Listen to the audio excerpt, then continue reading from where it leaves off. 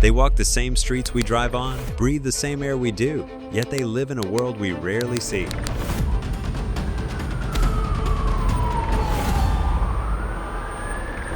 Addiction and homelessness, two crises tangled together.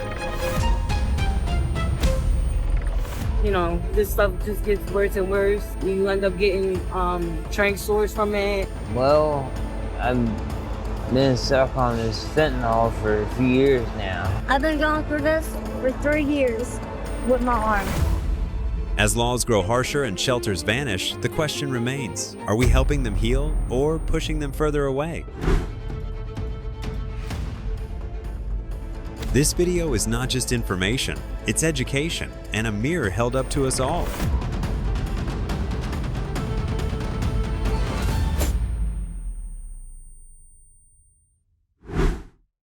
One, a crisis gripping our streets.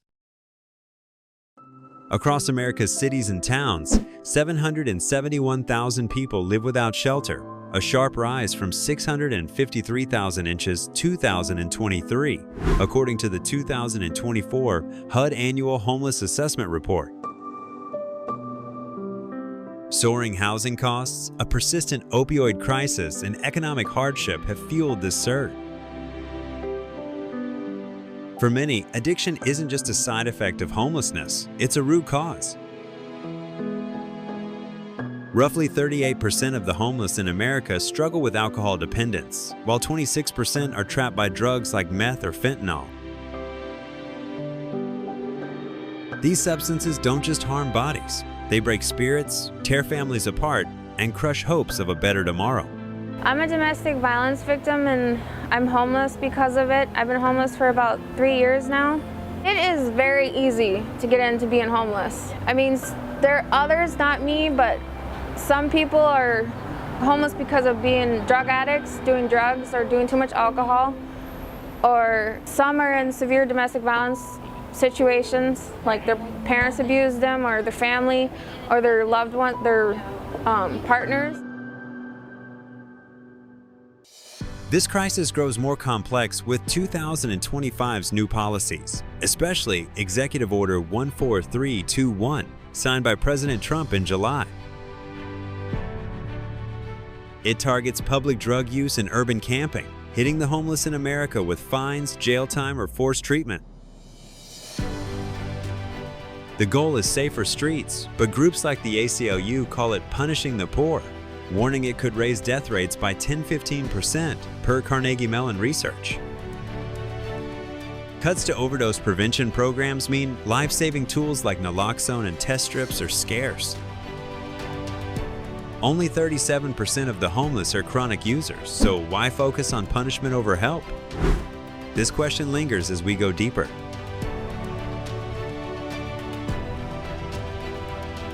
The cycle is relentless. Addiction leads to lost jobs and homes, and homelessness makes drugs easier to find and harder to escape. In California, home to 27.89% of the nation's homeless, and New York with 15.76%. The streets are a battleground where survival often means leaning on substances to cope, yet new laws seem to favor penalties over solution. As we dive into the 5 substances tearing through these lives, we'll see how policy and addiction clash, often with heartbreaking outcomes. Are we doing enough to lift these folks up, or are we pushing them further down? The answer isn't simple, but it's one we must face together. Shit, you know what? Don't touch my body. Go home and take the bullshit that you have. 2. The substances destroying lives. Let's get to the heart of it. The 5 substances that are tearing through the homeless in America like wildfire. Each one has its own story of destruction, amplified by the 2025 policies that seem to trap people in a system with no way out. I've seen too many lives broken by these, and as we walk through this list, I can't help but wonder, are we doing enough to help, or are we just pushing people deeper into the abyss?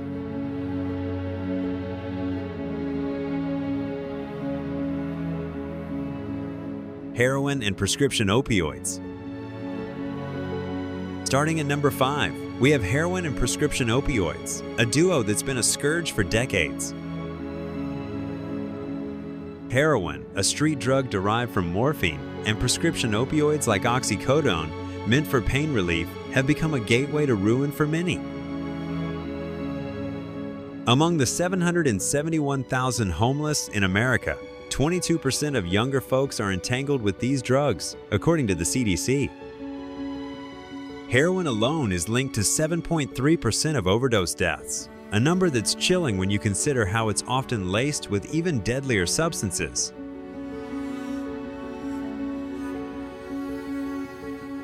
The pull of these opioids is relentless. They offer a fleeting escape from the cold, hunger, and despair of the streets, but at a cost: chronic addiction, overdoses, and a slide into even more dangerous drugs like fentanyl. Take someone like John. I'm not using real names, but his story is all too common. John was a construction worker, laid off during the pandemic. A back injury led to a prescription for oxycodone, and when the pills ran out, heroin was cheaper and easier to find. By the time he was living in a tent in Los Angeles, he was hooked, using heroin just to feel normal. Last year, he was arrested for public use, slapped with a 1-year jail sentence under the new Executive Order 14321, which enforces strict penalties for public drug use, 21 U.S.C. 844. That arrest didn't get him clean, it just took away his chance to rebuild.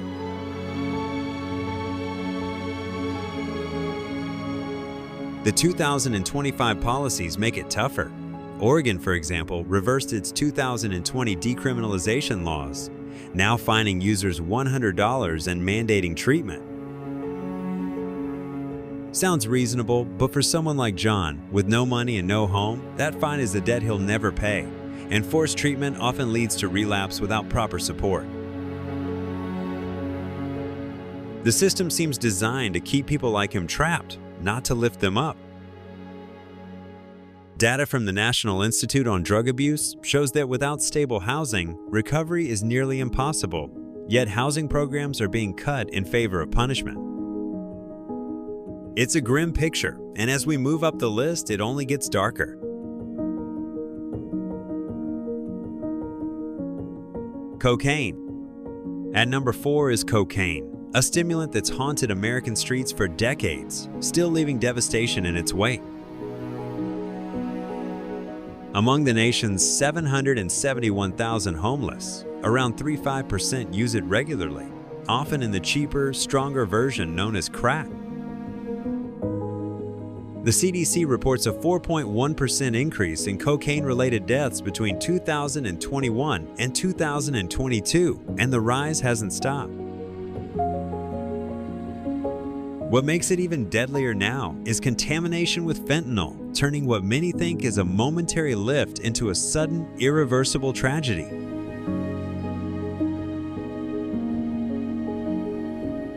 Cocaine lures people in with promises of alertness and escape. For those sleeping on cold sidewalks, it offers a brief illusion of control, a way to feel awake, strong, and untouchable, if only for a moment. But the reality is darker. The rush fades, leaving paranoia, exhaustion, heart failure, and violent impulses that isolate users further from help.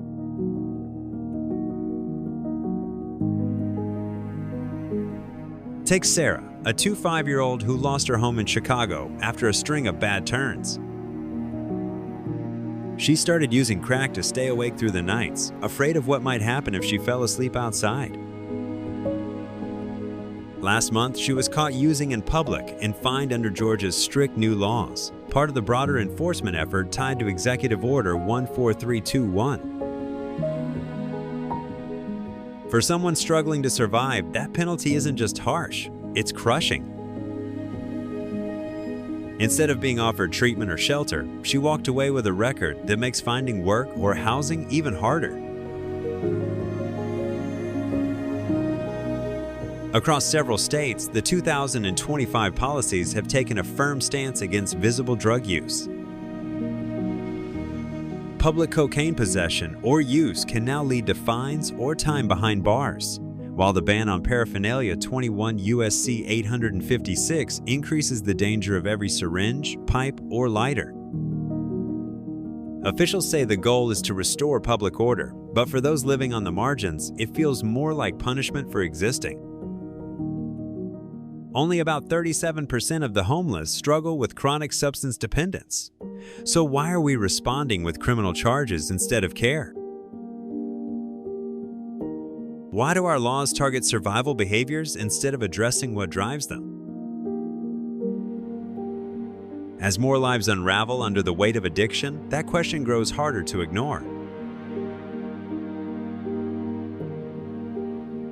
Fentanyl. At number 3 is fentanyl, a drug that has changed the face of addiction in ways few imagine. It's not just another opioid, it's a chemical so powerful that even tiny amounts can end a life. What makes fentanyl different is how it quietly infiltrates other substances, appearing where users least expect it. For people living without a home, it turns every hit into a gamble between escape and death.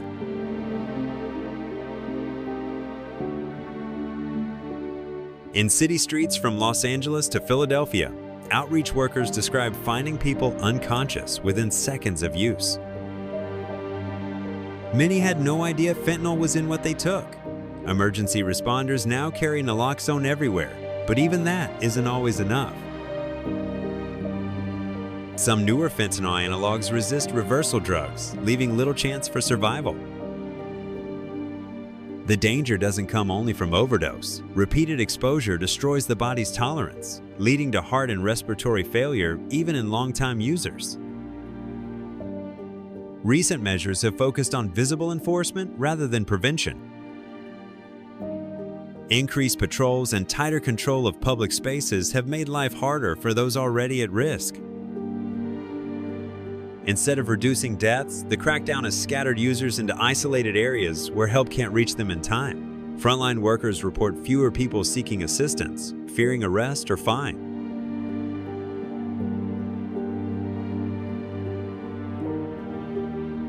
Meanwhile, shelters and recovery programs are overwhelmed. Fewer treatment beds mean more people turn back to the streets, where fentanyl remains cheap and easy to find. Communities that once offered harm reduction centers now rely on volunteers to distribute test kits and recovery supplies quietly, trying to fill the gaps left behind. Fentanyl isn't just another chapter in America's drug crisis, it's the point where the system itself begins to fracture. When the most vulnerable are pushed further into hiding, every overdose becomes a message the current approach isn't working. How many more lives must vanish before compassion replaces control? Methamphetamine. At number 2 is methamphetamine, or meth, a stimulant that has quietly become one of the most destructive forces on America's streets. Among the country's 771,000 unhoused residents, about 1/3 use meth several times a week, a higher rate than any opioid. You guys have a good one. The drug promises alertness and stamina, something that seems essential when living in constant danger. Yet what begins as a way to endure exhaustion quickly turns into a trap of confusion, paranoia, and physical decline.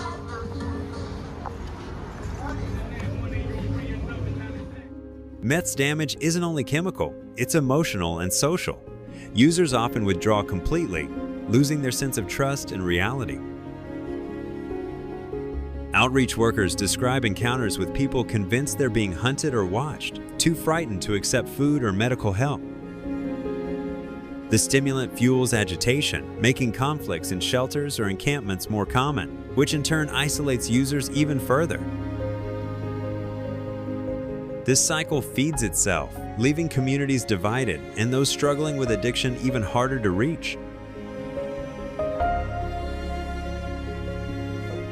David's story mirrors that of many others.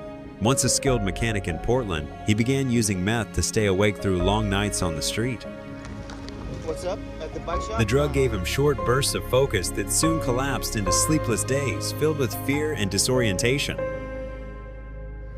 See if they want some When dogs, officers bro. found him using in a park, he was detained under the July 2025 Executive Order 14321, which enforces strict penalties for public meth use. States such as California and Texas have adopted these rules, imposing up to 180 days of confinement. With safe use facilities and outreach programs defunded, individuals like David lose the small safety nets that once kept them connected to care. The result, according to recent research, is a noticeable rise in overdoses and untreated psychosis. Meth has become more than a personal struggle. It's a symptom of policies that focus on punishment over healing. When recovery options vanish, how can anyone truly escape the pull of this drug? Alcohol. Alcohol stands as the quietest yet most devastating force within America's homelessness crisis. Among the 771,000 people living without shelter, nearly 4 in 10 struggle with alcohol dependence, according to SAMHSA. It's not the shock of a street drug or the danger of an overdose. It's the slow, unseen unraveling of a person's body and spirit. Alcohol erodes from within, turning moments of relief into years of decline. For countless men and women, it begins as a way to cope, a drink to take the edge off the cold, to silence the noise of despair, to make one more night bearable. But the comfort fades quickly, replaced by sickness, confusion, and loss of control. Liver failure, heart disease, and memory damage creep in silently. And because alcohol is legal, its destruction is often overlooked, hidden behind the label of choice. Cities like Miami, Atlanta, and Seattle have tightened restrictions, issuing fines and arrests for public drinking. Yet these actions solve nothing. A citation does not cure addiction, it only deepens the isolation of those already cast aside. Recovery, experts say, cannot take root without stability, without a bed, a counselor, or a hand extended in patience rather than punishment. In 2025, as funding for recovery and Housing First programs shrinks, the system grows colder. The National Institute on Alcohol Abuse and Alcoholism warns that cutting these supports makes rehabilitation nearly impossible. The result is a quiet tragedy, people battling illegal poison in alleys and under bridges, invisible to most. Alcohol may be the oldest escape known to humankind, but for the homeless, it is not an escape at all. It is the slow fading of what's left of a life.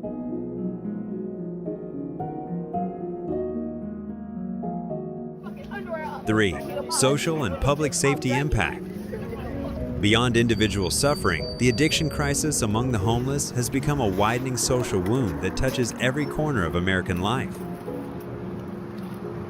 Streets once filled with movement and noise now echo with tension as substance use and homelessness collide in plain sight.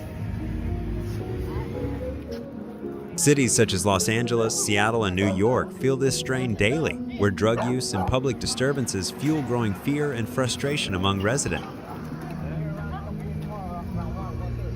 According to the National Low-Income Housing Coalition, most urban citizens now view addiction and homelessness as leading public safety issues, pressing officials to enforce stricter laws and harsher penalties.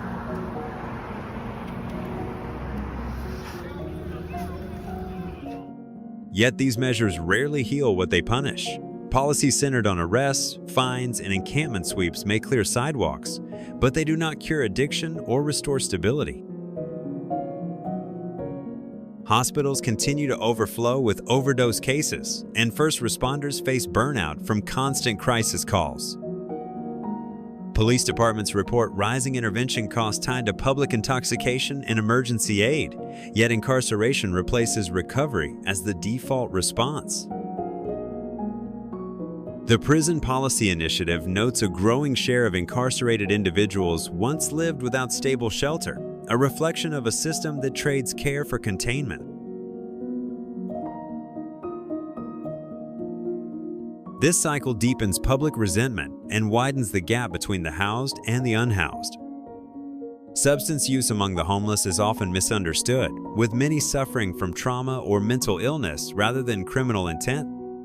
Still, they are met with punishment instead of treatment. When compassion gives way to enforcement, communities lose their balance. Public order built on fear cannot last. It merely hides what society refuses to face. True safety begins with understanding, acknowledging that addiction is not a crime, but a symptom of deeper failures in housing, health, and hope. Only through empathy can cities move from control to healing.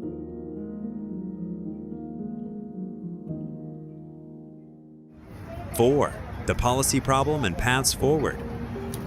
Addiction and homelessness form a tangled web that punishment alone cannot undo. Across the United States, countless people without shelter face laws that treat dependency as a moral failure rather than a public health crisis. Under Executive Order 14321, the nation's approach in 2025 has tilted sharply toward enforcement. Public use of substances such as meth, fentanyl, heroin, or cocaine can lead to lengthy jail terms, while even alcohol consumption in public spaces brings heavy penalties. Instead of expanding care, these measures restrict access to critical prevention tools like naloxone and fentanyl test strips, resources proven to prevent deaths and support recovery.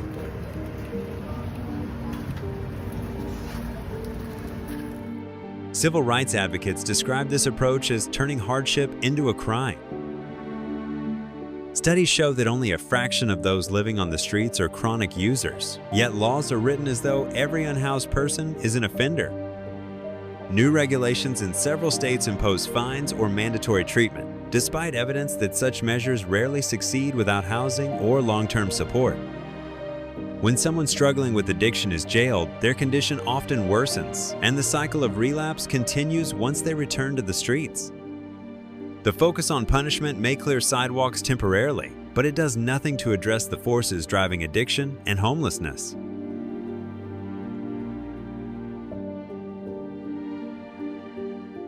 A different path exists, one rooted in stability and compassion rather than fear. Housing First programs, which prioritize giving people a place to live before requiring sobriety, consistently show lower relapse rates and improved health outcomes. Harm reduction efforts like supervised consumption spaces, clean supplies, and voluntary treatment options have also saved countless lives where implemented. The challenge now is shifting the national mindset from control to care, from reaction to prevention. If society truly wants to reduce both addiction and homelessness, it must treat them not as crimes to be punished, but as crises demanding understanding, housing, and sustained support.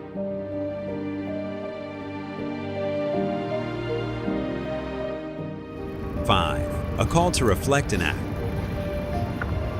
This video is an educational piece meant to open eyes, not to assign blame. Across the nation, countless people live without shelter, trapped between dependency and a system that often chooses punishment over healing. Policies meant to restore order have instead deepened despair, turning public spaces into battlegrounds of survival. Yet behind every statistic is a human being, someone longing for safety, dignity, and a chance to rebuild. Real change begins when we replace judgment with understanding and action.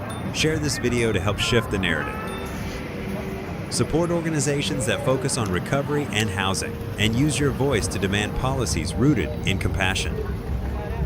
Every conversation matters. Every gesture counts. Together, we can choose empathy over indifference and build a society that lifts people instead of leaving them behind.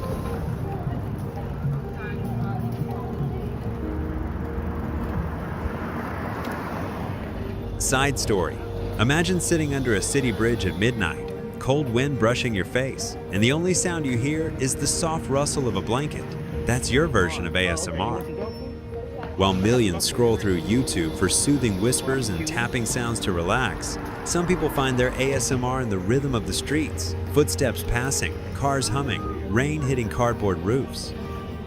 For the homeless, these sounds aren't for comfort videos, they're real life. It's strange how the same sounds that calm one person remind another of survival. That's the quiet irony of our modern world.